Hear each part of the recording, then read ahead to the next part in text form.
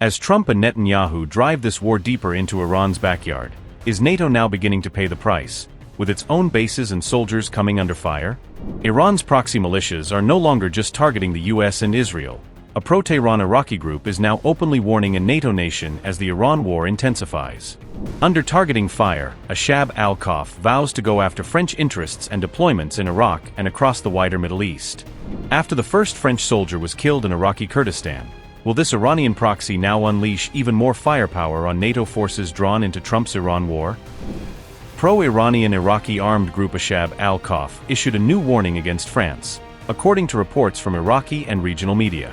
The group said that French interests in Iraq and the region would be under fire following the arrival of a French aircraft carrier in the area. This warning was issued in a Ashab al-Kahf statement posted on its official Telegram channel on March 12. It came as France announced it was deploying additional naval assets to the eastern Mediterranean and Red Sea. The deployment includes around a dozen French naval vessels and an aircraft carrier strike group, according to Reuters-based reporting. On March 12, a French soldier was killed, and several others were wounded in Iraqi Kurdistan in a drone attack on a base near Erbil. The French military said its troops, who were taking part in a training exercise with Iraqi forces, were attacked by drones.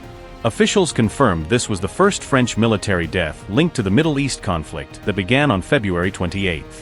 The incident occurred just hours after an Italian base in the same area was also targeted in a separate drone strike, Reuters and other outlets reported. The overnight attack targeted an Italian military facility hosting NATO personnel in Iraqi Kurdistan. Days earlier, a drone attack had targeted the UK's RAF Akrotiri military base in Cyprus, a key British hub for Middle East operations. Until now, European states have been largely sidelined in a conflict whose main focus has been Iran, Israel, the US, and the Gulf region. But with shipping lanes and energy routes impacted, European powers are increasingly deploying assets to defend their interests and personnel in the wider region. Au nom de la nation, je veux m'incliner. On behalf of the nation, I wish to pay respectful tribute today to the memory of Chief Warrant Officer Arnaud Fryan of the 7th Alpine Chasseurs Battalion in Vars. He died for France last night during an attack launched near Erbil. Our soldiers were struck while, as we have been doing for several years, they were fighting as part of an international coalition against the resurgence of terrorism in the region and in aid of Iraqi sovereignty. This is obviously unacceptable. Faced with the ongoing war, France's position is purely defensive, in support of its allies, and can never justify any attack against it.